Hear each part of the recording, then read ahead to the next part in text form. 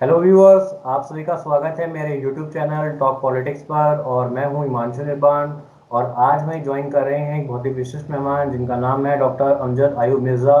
Sir Pakistan occupied Jammu and Kashmir से belong करते हैं और ये पिछले 26 ईयर से एग्जाइल के अंदर रह रहे हैं यूनाइटेड किंगडम के अंदर। सर बहुत ही जाने माने ह्यूमन राइट एक्टिविस्ट हैं। और इन ये काफ़ी सारे इंडिया के टीवी शोज़ के ऊपर आप इन्हें देख सकते हैं। और इनका खुद का अपना एक रेडियो हिमालय चैनल भी है जिसमें पाकिस्तान और जो पाकिस्तान के द्वारा अत्याचार किए जा रहे हैं वहाँ के ह्यूमन राइट्स के ह्यूमंस के ऊपर, जिसमें ह्यूमन राइट्स वायलेशन होते हैं और माइनॉरिटीज़ के ऊपर जो जुर्म तशद्दुद जो कर रहा है पाकिस्तान पिछले 70 सालों से आज़ादी के बाद से, उसके बारे में आज हम इनसे थोड़ा सा बात करेंगे और जानने की कोशिश करेंगे कि पाकिस्तान में ऐसा क्या माहौल है जिसके कारण वहाँ के हिंदूज, अहमदीज, पश्तून्स और जो पाकिस्तान ऑक्यूपाइड जम्मू एंड कश्मीर है वहाँ के जो निवासी हैं उनके ऊपर किस तरीके से जुर्म किया जा रहा है। तो सर आपका बहुत बहुत स्वागत है हमारे शो में। Thank you for having me. तो सर थोड़ा सर हमारे दर्शकों को सर आज ये बताएं कि सर ये पाकिस्तान के अंदर जुर्म की जो सर इतनी शुरुआत है सर ये कैसे हुई। और जब से हमने सर ये न्यूज़ पढ़ते रहते हैं कि आए दिन कभी पाकिस्तान में हिंदू बच्चियों का अपहरण कर लिया जाता है या फिर अहमदियों की कोई मस्जिद को तोड़ दिया जाता है या पाकिस्तान ऑक्यूपाइड जम्मू एंड कश्मीर के अंदर कोई जो डेमोन्स्ट्रेशन होते हैं पीसफुल उनके ऊपर फायरिंग कर दी जाती है। तो सर ये जो चीज़ें घट रही हैं लगातार, या फिर बलूचिस्तान का जो इंसिडेंट्स आते रहते हैं जिसमें वहाँ के लोग हैं बलोच हैं, वो उनकी डिसअपेरेंसेस है और काफ़ी सारे लोग जो हैं गायब हैं, डिसअपेरेंस लिस्ट में हैं, कई मार दिए गए हैं पाकिस्तान की आर्मी के द्वारा। तो इस तरह की जो चीज़ें घटना घट रही है तो उसके बारे में कुछ बताएं सर आज में। देखिए, सबसे पहले तो हम हिंदुओं का मसला ले लेते हैं। जी। इस वक्त जो मेरी रिपोर्ट नहीं है, यूनाइटेड नेशन की रिपोर्ट है कि around 1000 Hindus are being forcefully converted into Islam. And उसमें मेजॉरिटी जाहिर है वो लड़कियों की है, जो अंडर एज लड़कियां हैं, यानी 16 साल से कम उम्र की लड़कियां ज्यादा हैं उसमें। उनको किडनैप किया जाता है, फिर वो जो किडनैपर है वो उनका मजहब तब्दील करवाता है और फिर उसी के साथ उसका शादी कर दी जाती है। तो आमतौर पर जब ये लड़कियां कोर्ट में, इनके माँ बाप केस करते हैं और लड़कियों को कोर्ट में पेश किया जाता है, तो उनको वो डराते हैं कि अगर तुमने कोई ऐसा हमारे खिलाफ स्टेटमेंट दिया या कुछ दिया तो तुम्हारे भाइयों को मार देंगे, तुम्हारे माता पिता को मार देंगे, फैमिली को मार देंगे। वो लड़कियां प्रेशर में आ जाती हैं, वो कोर्ट में आके अपनी स्टेटमेंट चेंज कर देती हैं। वो कहती हैं हमने अपनी मर्जी से शादी की है, अपनी मर्जी से मुसलमान हुई। क्योंकि इस्लाम में जो एडल्टहुड है लड़कियों की, वो मेंस्ट्रुअल साइकिल के साथ रिलेटेड है। यानी जब आपको फर्स्ट पीरियड आए तो उसका मतलब ये है कि आप अब बालिग हैं, यानी एडल्ट हैं, आपकी शादी की जा सकती। जी तो सर। जो हमारा आज का कंटेम्प्रेरी कॉन्सेप्ट है कि लड़कियां जो है वो कम से कम 18 साल की होनी चाहिए, वो वहां पे उसका इतलाक नहीं होता। इसी तरह से ये क्रिश्चियन लड़कियों को अगवा करते हैं फोर्सफुली। अभी पीछे एक वाकया हुआ था जिसमें दो बहनों को मजबूर किया गया, शादीशुदा लड़कियां थी, वो उनको बच्चों वाली थी, कि वो अपने खामदों को तलाक दे के तो उस मुसलमान से शादी करें। तो वो केस था। इसी तरह से आप देखिए, सिख लड़कियां हैं। तो ये माइनॉरिटीज जो है इनके ऊपर, चूंकि माइनॉरिटीज को कोई उधर कॉन्स्टिट्यूशनल प्रोटेक्शन तो मौजूद है, लेकिन वो कॉन्स्टिट्यूशनल प्रोटेक्शन जो है उसकी इम्प्लीमेंटेशन नहीं। कानून तो बन गए लेकिन कानून को इम्प्लीमेंट करने के लिए जो है वो इंफ्रास्ट्रक्चर डेवलप नहीं हुआ, विल भी नहीं है गवर्नमेंट की। तो इसी तरह हम देखते हैं कि बड़ी तादाद में इस वक्त जो क्रिश्चियन कम्युनिटी है वो थाईलैंड, मलेशिया, यहाँ पे बैठी हुई है, अजाइलम अप्लाई करके पाकिस्तान से। और कई जो है वो बेचारे जेलों में पड़े हैं, थाईलैंड में भी, मलेशिया में भी, क्योंकि वो उनका अजाइलम नहीं होता, वापस नहीं जाते तो उनको उठा के जेल में डाल देते हैं। इसी तरह से आप देखें, बहुत सारे हिंदूज हैं जो डेली बेसिस पे इंडिया की तरफ जाते हैं। अभी इसी साल 200 लोगों ने पैदल मार्च किया राजस्थान के तरफ से, सिंध में से, और वो इंडिया पहुंचे। तो जिसको मौका मिलता है वो तो निकल जाता है, लेकिन जो मेजोरिटी है वो तो नहीं जा सकते। फिर अहमदिया कम्युनिटी है, अहमदिया कम्युनिटी जो है उसका तो ये है कि ना उनको इजाजत है रीचिंग की, ना उनको ये इजाजत है कि वो अस्सलाम वालेकुम कहें, ना उनको ये इजाजत है कि वो जो मुसलमानों का कलमा होता है ला इलाहा इल्लल्लाह मुहम्मदुर रसूलुल्लाह वो कहें या अपनी मस्जिदों पे वो लिखें। ना ही उनको ये इजाजत है कि वो अपनी मस्जिद को मस्जिद बोले। उनका तो बहुत ज्यादा डिस्क्रिमिनेशन है, और वो डिस्क्रिमिनेशन जो है उसको कॉन्स्टिट्यूशनल प्रोटेक्शन हासिल है, क्योंकि 1974 में या 75 में पाकिस्तान की जो पार्लियामेंट थी जुल्फिकार अली भुट्टो की, उसने ये बाकायदा कानून पास किया कि अहमदी जो हैं वो मुस्लिम नहीं है। तो वो जाहिर है जब कानून पास हो गया तो वो फिर अब आपको डिक्लेयर करना पड़ता है हर फॉर्म पे, आईडी कार्ड अप्लाई करना हो, पासपोर्ट अप्लाई करना हो, जॉब अप्लाई करनी हो, यूनिवर्सिटी या स्कूल या कॉलेज में एडमिशन के लिए अप्लाई करना हो, तो फॉर्म में आपको डिक्लेयर करना पड़ता है कि आप अहमदी हैं या आप मुस्लिम हैं, या जो भी मतलब है उस पर लिखा हो। तो ये सारी रिलीजियस डिस्क्रिमिनेशन है, और हम देखते हैं कि हिंदू आबादी पार्टीशन के वक्त बहुत ज्यादा थी। मतलब कराची जो है वहां पे एक्सक्यूज मी, कराची में तकरीबन 70% जो है वो हिंदू आबादी थी। आज आपको वहां पे ढूंढे से मुश्किल से कोई हिंदू मिल जाए। तो मुझे याद है मैं लाहौर गया था, तो छुट्टियों में हम लोग लाहौर जाते थे, हमारे मामू लाहौर में रहते थे, तो हम लाहौर छुट्टियां गुजारने जाते थे रावलपिंडी से लाहौर। जी तो sir. We always use to look forward to our summer vacation, क्योंकि उसमें हमारे पिताजी हमारे सर पर नहीं होते थे, हम अपने कजन के साथ मजे करते थे। तो एक दिन हमें वहां किसी ने बताया कि जी वो बागे जिना है, जिसको पहले लॉरेंस गार्डन कहते थे, वहां पे एक पहाड़ी है, उस पहाड़ी के ऊपर एक झोंपड़ी है, उस झोंपड़ी में हिंदू रहते। हम्म। तो हमने कहा अच्छा हिंदू रहते हैं, चलो देखते हैं हिंदू कैसे होते। I was 15। तो हम गए जी वहाँ, गए, वो पहाड़ी भी मिल गई हमें। वहां गए तो वहां पे एक लड़का, हमसे हो सकता है 2-4 साल उम्र में बड़ा हो, वो बैठा हुआ था और मिट्टी की अंगीठी पे चूल्हे पे हांडी बना रहा था। जी। तो हमने उससे पूछा तुम्हारा नाम क्या है? कहता मेरा नाम हीरा लाल है। अरे बाप रे, हम तो उसके हाथ देखने लग गए, उसके चीजें देखने लग गए, जैसे चिड़िया घर में कोई जानवर देखता है ना, और वो होता है ऐसे, हमें वो लग रहा था, क्योंकि हमने कभी हिंदू देखा ही नहीं। उस वक्त तक हमने कोई हिंदू ही नहीं देखा था। एक और वाकया है कि पंजा साहब है हसन अब्दाल में, तो वहां यात्रा के लिए सिख आते हैं। तो एक जब बेनजीर भुट्टो का दौर, उससे भी पहले का दौर था, अभी हम यंग ही थे, तो सिख आए तो वो हमारे बाजार में गुजर रहे थे, तो हम भी वहां थे। तो हमने देखा पगड़ी, हमें बड़ा हैरत हुई, ओ ये सिख है, ये तो सिख है। हम डरते डरते उनके पास गए, उनसे बात की, यानी कि इतना ज्यादा प्रोपेगेंडा किया गया है सिखों के खिलाफ, हिंदुओं के खिलाफ, कि आपको वो एक इंसान तो लगते ही नहीं है, आपको वो एक अजीब सी चीज आपके तस्वर में होता है कि उनके सींग होंगे, उनके लंबे लंबे दांत होंगे, पता नहीं वो आपको खा जाएंगे। तो फिर हमें आहिस्ता आहिस्ता जब इदराक हुआ इन चीजों का और हमें समझ आई, तो फिर हमने इस डिस्क्रिमिनेशन के खिलाफ आवाज उठाई, वहां पाकिस्तान में भी आवाज उठाई। तो इसका मकसद क्या है? इसका मकसद बेसिकली ये है कि to keep the society divided and polarised, and to embed the so-called Islamic jihadist narrative since your childhood। कि आपको यही बताया जाता है कि हिंदू यानी यहूद और नसारा तुम्हारे दोस्त नहीं हो सकते, हिंदू जो है वो तुम्हारे दुश्मन है, भारत पाकिस्तान को खत्म करना चाहता है। तो वो आप इसके इस माइंडसेट के साथ जब बड़े होते हैं और अल्टरनेट नैरेटिव नहीं होता, so you start believing in it and you really really believe in it. और ये तो फिर बड़ी मेहनत होती है, जिसके बाद आप सच्चाई का खोज लगाते हैं, फिर आपको पता लगता है कि ये तो सारा झूठ है, सच तो कुछ और है। ये ऐसे है कहानी। ठीक। जी।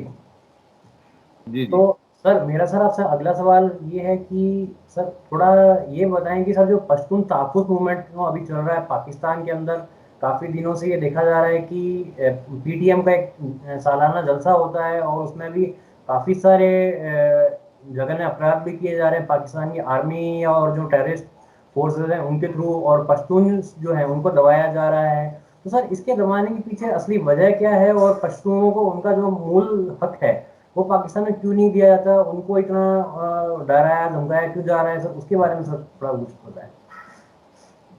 देखिए, सबसे पहले तो ये याद रखना चाहिए कि जब पार्टीशन हुआ उस वक्त जो पख्तूनख्वा जिसको आप कहते हैं, उस वक्त उसको नॉर्थ वेस्टर्न फ्रंटियर प्रोविंस कहते थे, वहां के जो अब्दुल गफ्फार खान थे, या सरहदी गांधी कहते हैं उनको, वहां पे उनकी जो गवर्नमेंट थी ये चाहते थे कि इंडिया में शामिल हो। जी। लेकिन उस वक्त गांधी जी ने नेहरू को क्या कि इनको पीछे कर दिया और कहा कि नहीं, आप लोग पाकिस्तान में शामिल। तो उसके ऊपर फिर ये हुआ कि गफ्फार खान ने ये कहा कि हमें नेहरू ने भेड़ियों के आगे डाल दिया। ठीक है ना। हम्म। तो वो शुरू से पाकिस्तानी जो मिलिट्री एस्टेब्लिशमेंट है उनके अंदर पठानों के बारे में एक सस्पिशन रहा है। दूसरा जो है वो मसला ड्यूरेड लाइन का है। जो ड्यूरेड लाइन है वो अफगानिस्तान और पाकिस्तान को डिवाइड जो करती है, जी इसको ना कभी अफगानिस्तान ने तस्लीम किया है और ना ही कभी इसको पश्तूनों ने तस्लीम किया है। लेकिन वो लाइन मौजूद है, वो एक बॉर्डर बाउंड्री लाइन है। तो इसलिए भी पश्तूनों का जो एक रेडिकल नेशनलिज्म है, सब नेशनलिज्म, वो कभी खत्म नहीं हुआ। वो कभी वो स्मेर करता रहा थ्रू आउट, कभी तेज हो गया, कभी सामने आ गया, कभी पीछे चला गया। हम्म। अब जब ये वॉर ऑन टेरर का ड्रामा शुरू हुआ, जो कि बेसिकली पाकिस्तान आर्मी के लिए एक बहुत अच्छा बिजनेस अपॉर्चुनिटी थी, क्योंकि वॉर ऑन टेरर के नाम पे बिलियंस ऑफ डॉलर्स जो है दुनिया ने पाकिस्तान आर्मी को दिए लड़ने के लिए, जो इन्होंने खाए। ये जो अब पिज्जा फ्रेंचाइजेज हैं और ये जो इतने आइलैंड खरीदे हुए हैं इन्होंने, इनके आर्मी चीफ्स ने दुनिया में, और इतनी दौलत इकट्ठी की है, तो ये कहाँ से आई है? एक जनरल की तनख्वाह तो इतनी नहीं होती ना। हम्म। तो इस दौरान जब वॉर ऑन टेरर हुई तो तालिबान तो इन्होंने ही पैदा किया थे।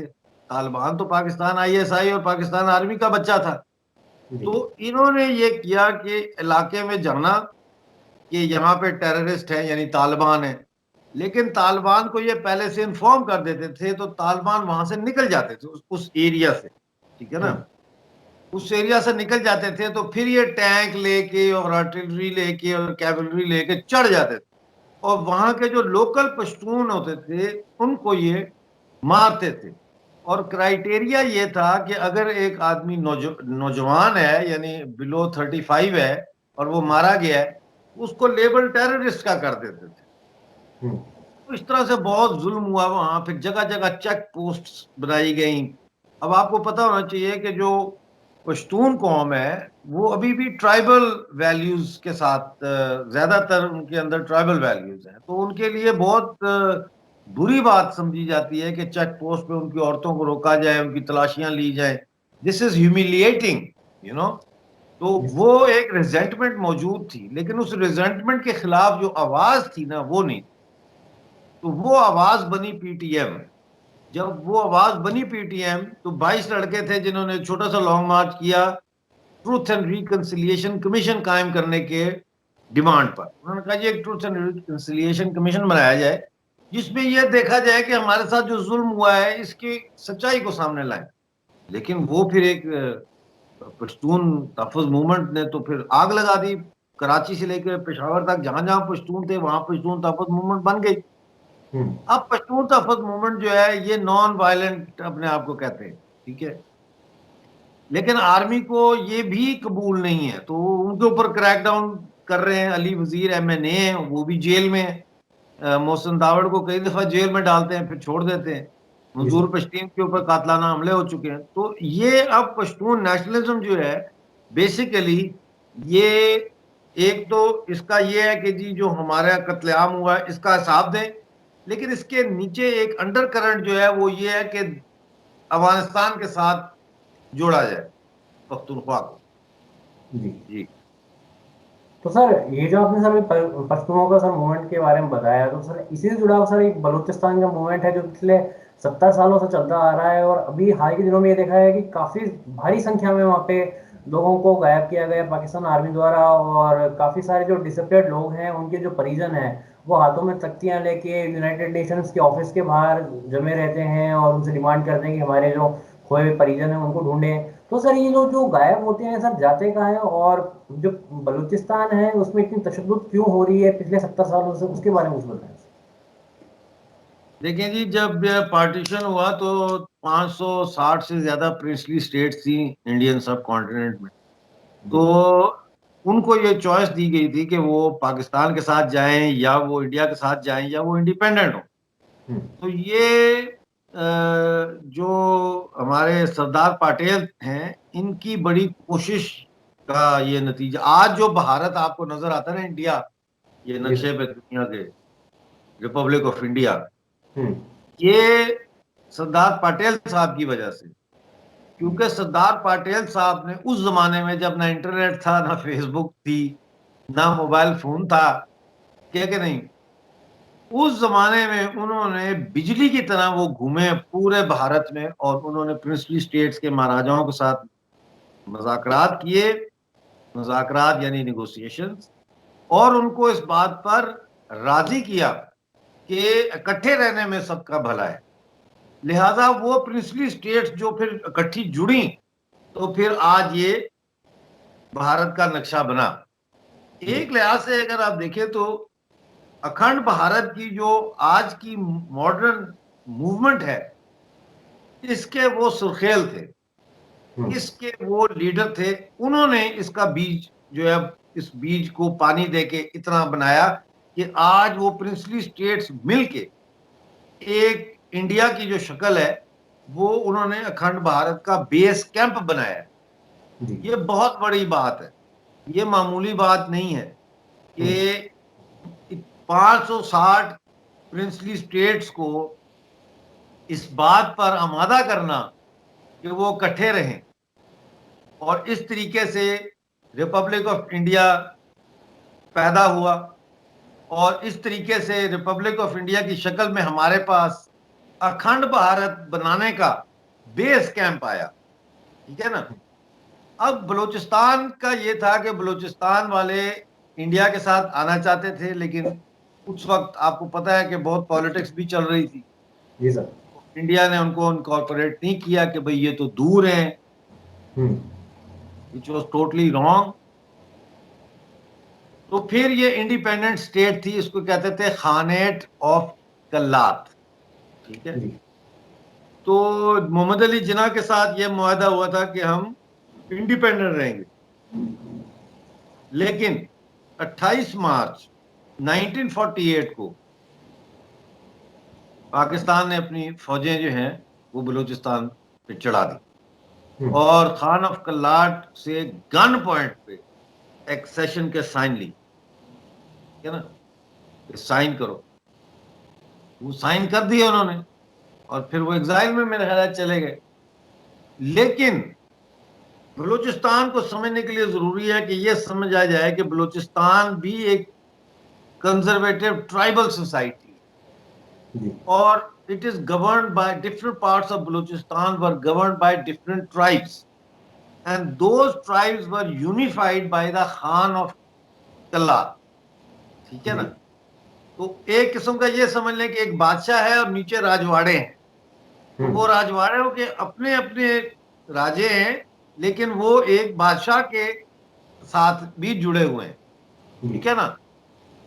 तो वो जो कबाइल थे, उन्होंने जो, मसलन जो राजवाड़े, समझ रहे हैं, राजवाड़ा समझते ना आप, बिल्कुल बिल्कुल सर। जो बिल्कुल। राजवाड़े थे उनके राजाओं ने, समझ लेना, कि उन्होंने फिर इसको कबूल नहीं किया, इस इस फोर्स्ड एनेक्सेशन को कबूल नहीं किया। हम्म। भुगटी कबीले ने कबूल नहीं किया, मरी कबीले ने कबूल नहीं किया, और कबीले हैं उन्होंने कबूल नहीं किया।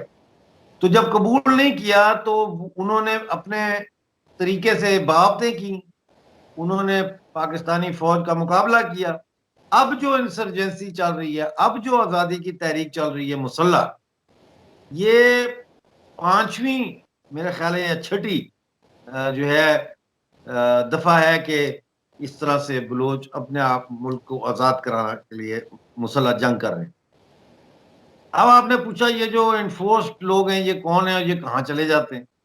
जी। भाई इसमें ज्यादातर तो नौजवान हैं, क्योंकि नौजवान जो है उनको ये एक किस्म का जेनोसाइड के पॉइंट ऑफ व्यू से करते हैं कि नौजवान है उसको उठाओ, गायब कर दो, ठीक है। अब वो जाते कहाँ हैं?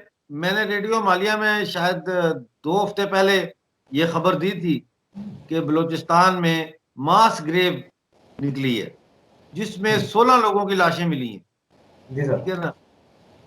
तो वो आज से पता नहीं कितने साल पहले वो लाशें हैं। वो माइनर्स थे जिनको अगवा किया गया और फिर उनकी लाशें मिली हैं अब विद शिनाख्ती कार्ड। हम्म, तो ये डिसअपियर कर देते हैं, उनको मार के फेंक देते हैं लाश, तो मिल जाए किसी को तो ठीक है, नहीं तो जानवर खा जाएं, या फिर उनको किसी अननोन जगह पे गड़ा खोद के डाल के ऊपर मिट्टी डाल देते।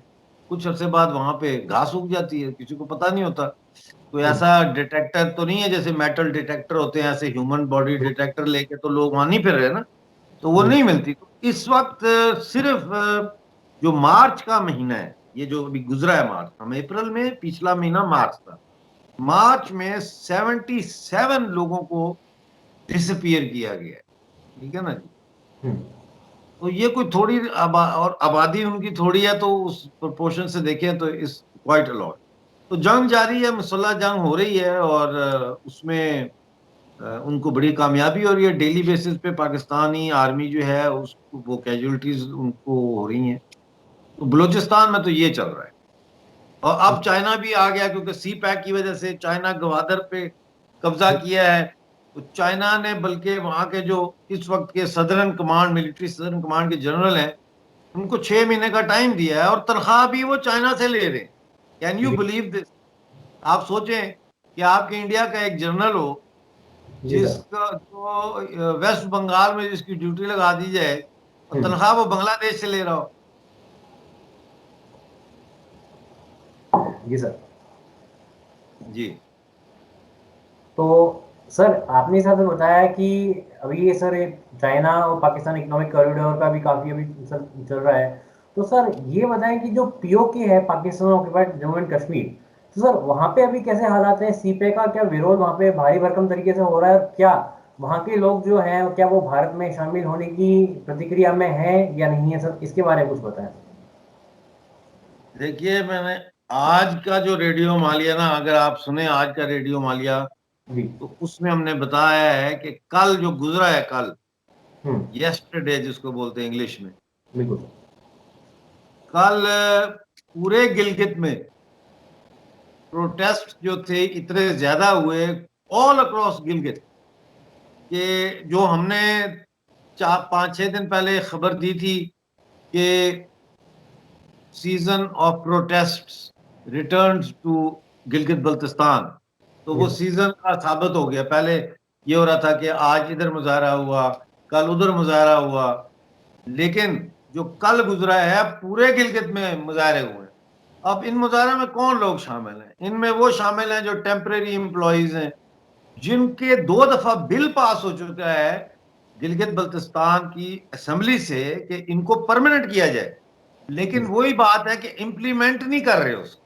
तो हम्म, ये टेम्परेरी एम्प्लॉयज जो हैं, उनका धरना आज 6 दिन से वहां जारी है, ठीक है ना। इसी तरह से गिलगित में पीने का पानी नहीं है। मतलब आप मुझे, मैं खुद हूं, मुझे यकीन नहीं आता कि ये कैसे हो सकता है कि भाई पीने का पानी ना हो, जी सर। है ना। तो आप सोचें कि ये बात कोई मान सकता है कि एक आज 21st सेंचुरी में एक इलाका है पाकिस्तानी ऑक्युपाइड गिलगित बल्तिस्तान, उसका कैपिटल है गिलगित सिटी, हम्म, और उसके कैपिटल में पीने का पानी नहीं है। तो जी आप सर। पूछेंगे भाई वहां तो पाकिस्तान की फौज भी बैठी हुई है बहुत सारी, तो हाँ। पीने का पानी नहीं है तो फौज भी प्यासे है? नहीं। पाकिस्तानी फौज के जो लोग हैं, उनके जो कैंप्स हैं या उनकी कंटोनमेंट जो है, वहां पे पानी टैंकर से लाया जाता है, पानी के जी। टैंकर आते हैं। हाँ। और हमारे जो लोग हैं वो मजबूर हैं कि गिलगित दरिया से पोल्यूटेड पानी जो है वो भर भर के लाएं, और वो भर भर के उसमें जो है वो अपने घरों में पानी रखें। फिर जो टैंकर्स आर्मी के लिए पानी लेके आते हैं, जब वो आर्मी का पानी दे देते हैं तो फिर वो गिलगित रिवर पे जाके वो पानी अपने टैंकर में भरते हैं और हम्म। फिर उसको लाके मोहल्लों में बेचते हैं। Can you believe it? इससे बड़ा कोई अन्याय दुनिया में हो सकता है? इसके बावजूद पीने का पानी नहीं, पानी है ही नहीं। यानी कपड़े धोने के लिए, बर्तन धोने के लिए, खाना पकाने के लिए, नहाने के लिए, मुंह धोने के लिए, इस्तिंजा करने के लिए, या फिर पीने के लिए पानी नहीं है। तो एक बहुत बड़ी वजह जो कल पूरे गिलगित में मुजाहरे हुए हैं वो ये था कि अवाम सड़कों पे निकल आई, नौजवान स्टूडेंट्स निकल आए, लड़कियां निकल आई कि पानी नहीं है। तीसरी जो वजह है कि कल एक दिन में इतना सारे प्रोटेस्ट जो इकट्ठे हो गए, एक तो मैंने बताया टेम्परेरी एम्प्लॉयज ने प्रोटेस्ट किया बहुत बड़ा एक जगह पे, दूसरी जगह पे ये लोगों ने किया। तीसरी जो वजह थी प्रोटेस्ट की वो ये थी कि देखें, रमजान का महीना है। जी। अब रमजान का महीना, आप चाहे इस्लाम को पसंद करें या पसंद ना करें, that is beside the point. Hmm. बात यह है कि एक कम्युनिटी है जिस जहां सारे मुसलमान हैं, उनके लिए रमजान का महीना एक होली मंथ है। बिल्कुल सर। वो इस होली मंथ को ऐसे देखते हैं कि भाई इसमें हमने फास्टिंग करनी है, ठीक है, और फिर हमने फास्ट को ब्रेक करना है, खाना खा के या जिस तरह भी, खजूर खा के या नमक चाट के या खाने के साथ। और उसके बाद हमने प्रे करनी, स्पेशल प्रेयर्स करनी है 30 दिन तक। जब तक रोजे चलेंगे हर रात को हमने स्पेशल प्रेयर करनी है, तो हमारे गुनाह माफ हो जाएंगे, हमने जो गलतियां की वो माफ हो जाएंगी। एक किस्म का रमजान जो है, वो जो क्रिश्चियनिटी का कॉन्सेप्ट ऑफ रिपेंटेंस है कि repent, if you want to enter the kingdom of God, if you want to enter my father's house, जैसे जीसस ने फरमाया, जी then sir. You have to repent. और रिपेंटेंस करे के बाद जो है आप एक नया इंसान बन जाते हैं। तो फिर आप बपतिस्मा लेते हैं, यानी फुल वाटर इमर्शन समर्श करके आप बपतिस्मा लेते हैं, फिर आप सही हो जाते हैं।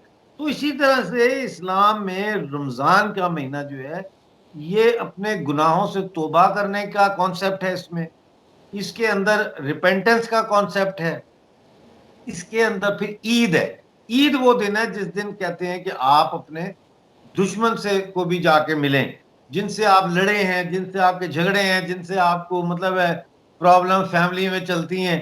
तो ईद के 3 दिन आपके पास हैं, आप उनमें उनसे you go and make up, which means कि आप अपने जो सेल्फ है उसको निगेट करें। ये भी हमारा एक सनातन धर्म का कॉन्सेप्ट है ना, कि अपनी जात की नफी करो, यू नो। बिल्कुल। तो एनीवे, अब ऐसे इंपॉर्टेंट महीने में, ठीक है, मैंने इसलिए इतना किया कि आप देखने वालों को बिल्कुल। ये कॉन्सेप्ट समझ में आए। इतने इंपॉर्टेंट महीने में हिमांशु, आप मुझे ये बताओ कि दुकानों के ऊपर इतनी महंगाई कर दी है, इतनी महंगाई कर दी है कि आप रोजा रखने के लिए या रोजा खोलने के लिए आप कुछ खरीद ही नहीं सकते। जी। यानी कि हर रोज की बुनियाद पे महंगाई हो रही है, एवरी सिंगल डे महंगाई बढ़ती जा रही है। आज अगर वो एक चीज 2 रुपए की है, कल आप जाएंगे 2.5 रुपए की होगी, परसों जाएंगे 3 रुपए की होगी, उससे अगले दिन और महंगी होगी। तो चीजें मौजूद हैं दुकानों में, लेकिन लोगों की जेब में पैसे नहीं है, इन्फ्लेशन की वजह से भी और जॉबलेसनेस की। तो तीसरी जो कैटेगरी थी जिन्होंने कल मुजाहरे किए, वो उन लोगों की थी जो ये प्रोटेस्ट कर रहे थे कि भाई रोजे रमजान के महीने में तुम कैसे मुसलमान हो कि तुमने इतनी महंगाई कर दी, बजाय इसके कि जगह जगह आप लोग फ्री मील के स्टॉल्स लगाएं कि जी ये बरकतों का महीना है, होली महीना है, सबीलें लगाएं पानी की कि जी लोगों ने रोजा खोलना है, यहाँ खोलें, दस्तरखान बिछे हों सड़कों के ऊपर कि जी मुसलमानों ने जिन्होंने रोजा खोलना है यहां आए, फ्री खोले रोजा। आप तो लोगों को लूट रहे हैं। तो बहुत प्रोटेस्ट हुआ। फिर कराकोरम यूनिवर्सिटी के जो स्टूडेंट्स हैं उनके एग्जाम्स हुए और उसमें उनको फेल करना शुरू कर दिया। भैया आप कैसे फेल कर रहे हैं? पेंडेमिक की वजह से जो है वो स्टूडेंट्स ऑनलाइन, आप इंटरनेट भी नहीं है, तो ना वो ऑनलाइन प्रॉपरली तैयारी कर सके, ना यूनिवर्सिटी खुलती है कि वो वहां अपने लेक्चर से कर सके, ना लाइब्रेरी खुलती है कि वहां से जाके रेफरेंस बुक्स ले सके, और फिर आपने एग्जाम रख दिए, डंडा एग्जाम का सर पे, तो उसके खिलाफ जो थे, तो तो ये आहिस्ता आहिस्ता हो क्या रहा है, आहिस्ता आहिस्ता ये हो रहा है कि गिलगित बल्तिस्तान जो है वहां पे अब मुख्तलिफ जो प्रॉब्लम्स फेस करने वाले मुख्तलिफ सोशल ग्रुप्स हैं, उनके अंदर कोऑर्डिनेशन आ रही है रेजिस्टेंस के हवाले से। और ये कोऑर्डिनेशन जितनी ज्यादा तेजी से बढ़ेगी और मेच्योर होगी, गिलगित बल्तिस्तान से उतनी ही तेजी के साथ और उतनी ही आसानी के साथ हम पाकिस्तान की जो गुलामी है इसमें से निकल सकेंगे। अब आ जाते हैं पीओजे की तरफ। पाकिस्तानी मकबूजा जम्मू कश्मीर में इस वक्त सूरत हाल जो है वो ये है कि वहां पे आटा नहीं है जी। अब आटा नहीं है, पानी नहीं है, ठीक है ना जी। और जब आटा नहीं है और रमजान के महीने में वही चीज यहाँ पे भी अप्लाई करें ना, आप सारा जो मैंने उसका मैं रिपीट माई सेल्फ। तो आटा नहीं है तो आटा के, लेकिन आटा आ भी रहा है, कहां से आ रहा है? रावलपिंडी जो है वहां से आटा आ रहा है। रावलपिंडी 2-2.5 घंटे का सफर है पिंडी से। तो रावलपिंडी से आटा खरीदते हैं, वो ला के, ये वो लोग खरीदते हैं जो प्रॉफिटियर्स हैं, ठीक है ना, गवर्नमेंट नहीं, प्रॉफिटियर्स। तो मैंने देखा यार अभी पीओजे के में आटा नहीं है, तो ये तो टाइम है पैसा कमाने का।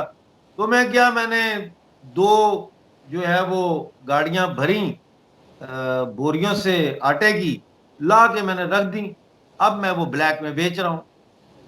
एक तो मैं वहां से लाया तो उसकी वजह से आटा महंगा हो गया क्योंकि मेरे ट्रांसपोर्ट का खर्चा है। बिल्कुल दूसरा सर। ऊपर मैंने अपना प्रॉफिट ऐड और किया, तो लोग आटा खरीद नहीं सकते। अब जितने डिपो थे आटे के, यानी आटे के जो गवर्नमेंट के डेपोज होते हैं जहां से आप जाके आटा ले लो, कोई टेंशन नहीं है, वो सब बंद हो चुके हैं। देयर इज नो आटा टू सेल। इसी तरह से गंदगी, यानी कि म्यूनिसिपल कॉर्पोरेशन का जो सिस्टम था पाकिस्तानी ऑक्युपाइड जम्मू कश्मीर में, वो कोलैप्स हो गया क्योंकि आपके पास फंड्स ही नहीं है, आपके पास मशीनरी नहीं है, आपके पास लोग नहीं है, आपके पास तनख्वाहें नहीं है। ऐसे ऐसे डिपार्टमेंट हैं जिनको 8-8 महीने से तनख्वाहें नहीं मिली। तो उसकी वजह से गार्बेज इकट्ठा हो गया बहुत सड़कों के ऊपर।